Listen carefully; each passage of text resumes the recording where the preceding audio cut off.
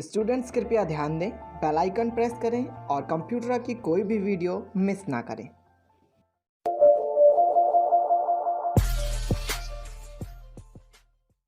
So guys, हमने previous lecture में जाना था HTML के बारे में, HTML की हिस्ट्री के बारे में, कितने वर्जन्स होते हैं HTML के ये भी हमने उसमें जाना था, किस तरीके से उसके कैरेक्टरिस्टिक्स होते हैं ये भी हमने उसमें जाना था, और HTML के पेज स्ट्रक्चर के बारे में हमने उसमें बात की थी। किस तरीके से एक HTML के डॉक्यूमेंट को क्रिएट किया जाता है ये हमने पिछली वीडियो में जाना था। अब हम इस वीडियो में बात करेंगे कि किस तरीके से आप अपने HTML डॉक्यूमेंट को देख सकते हैं और कौन कौन से टैग्स उसमें यूज़ होते हैं। सबसे पहले हम लोग बात करने वाले हैं कि हम अपने HTML डॉक्यूमेंट को किस तरीके से एक ब्राउज़र के अंदर देख सकते हैं। बहुत ही बेसिक सी बात है, अगर आपको किसी भी HTML डॉक्यूमेंट को देखना है तो आपको एक ब्राउज़र की नीड होगी, जिसमें से कई सारे ब्राउज़र्स के मैंने नेम यहाँ पर दिए हुए हैं, जैसे कि internet explorer, Mozilla Firefox, opera, Apple safari, Google Chrome, Netscape navigator और भी कई सारे ब्राउज़र्स होते हैं।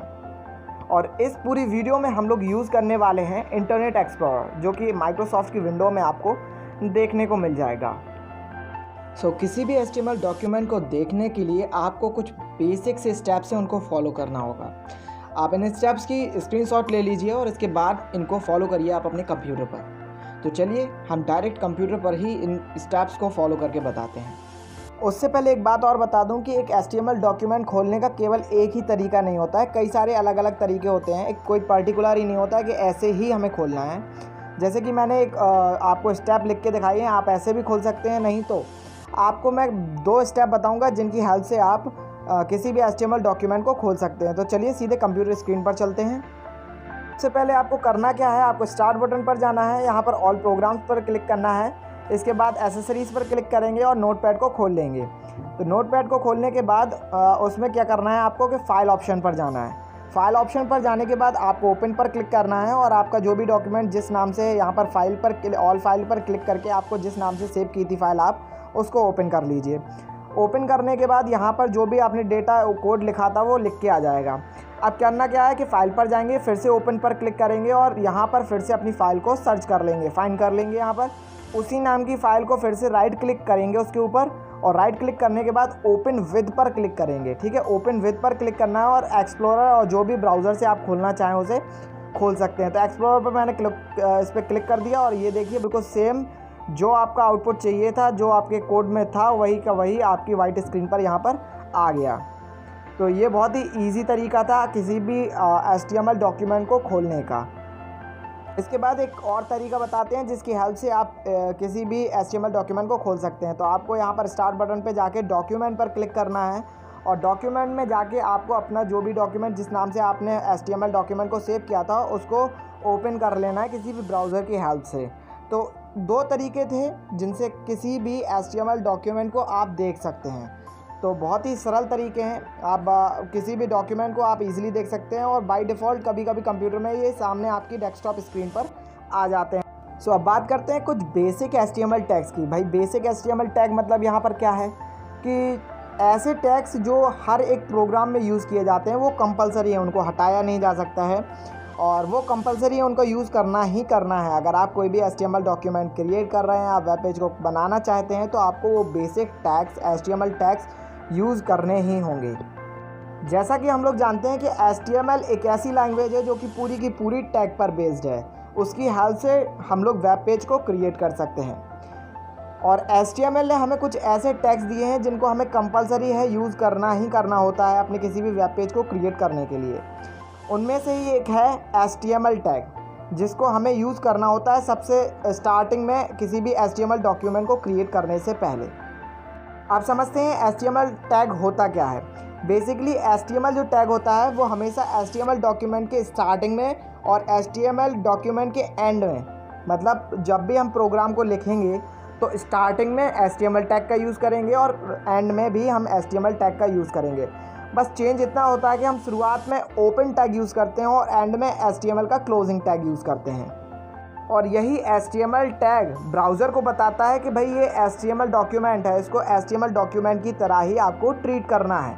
तो ये काम होता है HTML टैग का। एक एग्जांपल से समझ लेते हैं। सो जो आपकी स्क्रीन पर एक एग्जांपल दिख रहा होगा, इसका बेसिकली ये पूरा कोई भी एक प्रोग्राम नहीं बना हुआ है। इसमें केवल मैंने इतना दिखाया है कि आपको एक HTML जो टैग होता है वो सबसे ऊपर यूज़ करना है, और जब आपका प्रोग्राम बिल्कुल पूरा कंप्लीट हो जाए, आप कोड कर लें पूरे तरीके से, तो एंड में भी आपको वो चीज़ क्लोज़ करनी है। तो मतलब HTML जो टैग आप ऊपर ओपन करेंगे उसको नीचे आपको क्लोज़ भी करना है। अब हम बात करेंगे हेड टैग की।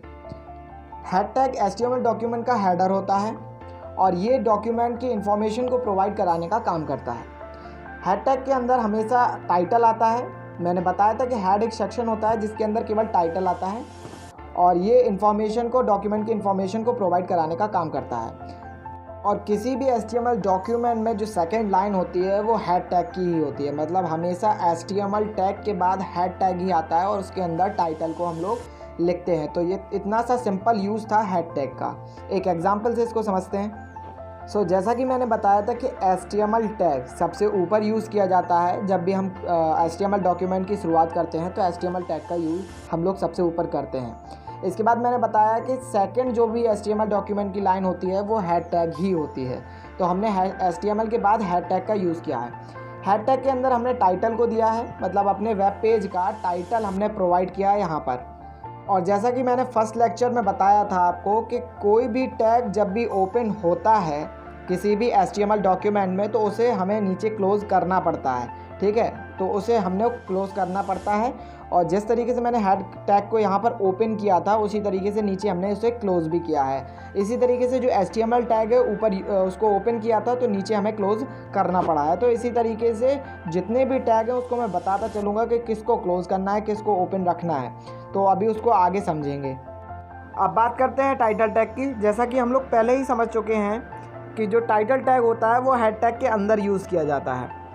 ठीक है, किसी भी डॉक्यूमेंट को, HTML डॉक्यूमेंट को अगर टाइटल प्रोवाइड कराना है तो हमें टाइटल टैग का यूज़ करना होता है। और ये ब्राउज़र की टाइटल बार में आपको टाइटल डिस्प्ले होता है। मतलब जो ब्राउज़र होता है आपका जिस पे HTML डॉक्यूमेंट को हम लोग रन कराते हैं, उसका जो टाइटल बार होता है उस पर ही टाइटल आपका डिस्प्ले होता है किसी भी HTML डॉक्यूमेंट का।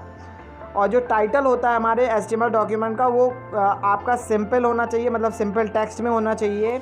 और फाइल नेम जो आपका हो वो आपका टाइटल नहीं होता है, मतलब वो नहीं लिखना होता है जो आपका फाइल नेम है।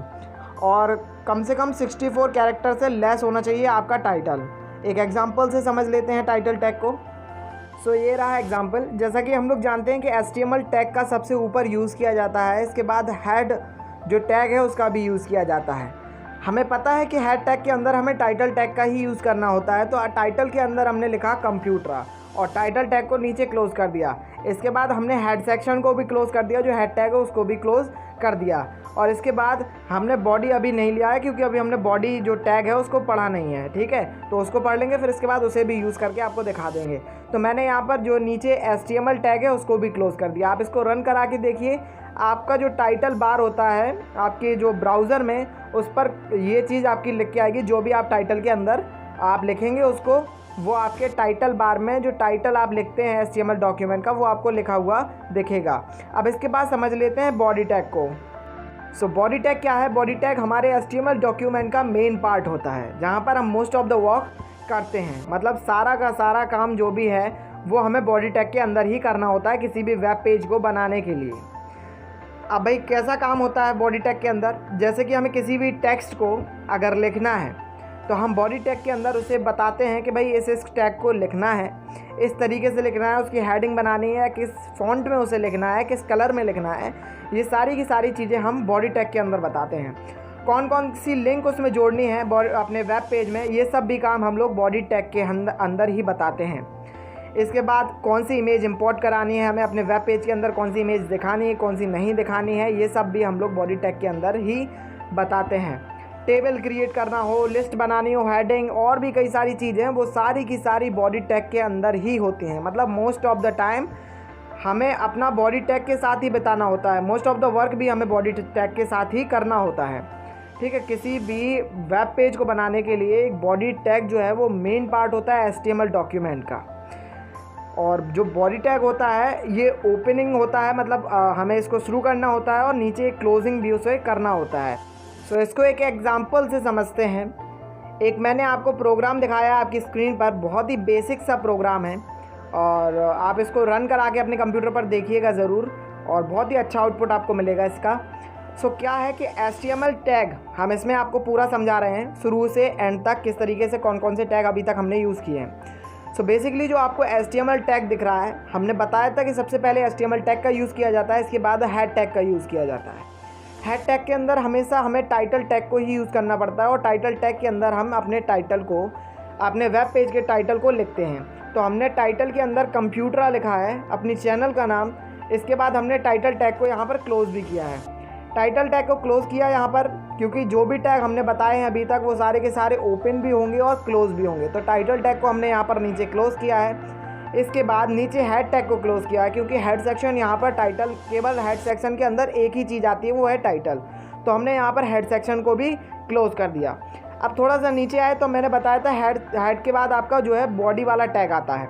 तो बॉडी के अंदर क्या है कि हमने बॉडी के अंदर हमें सारा जो भी टेक्स्ट है, ग्राफिक्स है, उसको जो भी ऐड करना है हमें, वो हम बॉडी सेक्शन के अंदर करते हैं। तो हमने बॉडी के अंदर अभी केवल सिंपल सा hello HTML this is my web page मैंने लिखा हुआ है। तो क्या होगा, डिस्प्ले बॉडी के अंदर आपका जो वाइट स्क्रीन आता है वेब पेज का, उसमें क्या लिख के आना चाहिए, hello HTML this is my web page. ठीक है, इतनी चीज़ आपकी लिख के आएगी। अब हमने क्या बताया था कि बॉडी जो टैग होता है उसको नीचे क्लोज़ भी करना होता है। तो बॉडी टैग को मैंने यहाँ पर क्लोज़ भी किया है। एट द एंड हमने यहाँ पर HTML टैग को भी क्लोज़ किया है। तो ये बहुत ही बेसिक सा प्रोग्राम था और इसको आप रन करा के देखिएगा, काफ़ी अच्छा प्रोग्राम है ये। सो स्टूडेंट, वीडियो कैसी लगी हमें लाइक करके बताएं। वीडियो से रिलेटेड कोई भी प्रॉब्लम हो हमें कमेंट करके बताएं और अपने दोस्तों में इस वीडियो को ज़्यादा से ज़्यादा शेयर करें। चलिए तो बात करते हैं कि हम लोग नेक्स्ट लेक्चर में क्या पढ़ेंगे। हम लोग नेक्स्ट लेक्चर में एट्रीब्यूट ऑफ बॉडी टैग पढ़ेंगे, जिसके अंदर हम text, background, BG colour, link, B link, A link, top margin, left margin और मतलब कि सारे के सारे एट्रीब्यूट ऑफ बॉडी टैग को हम लोग यहाँ पर पढ़ेंगे। Till then stay with us, stay safe, bye bye.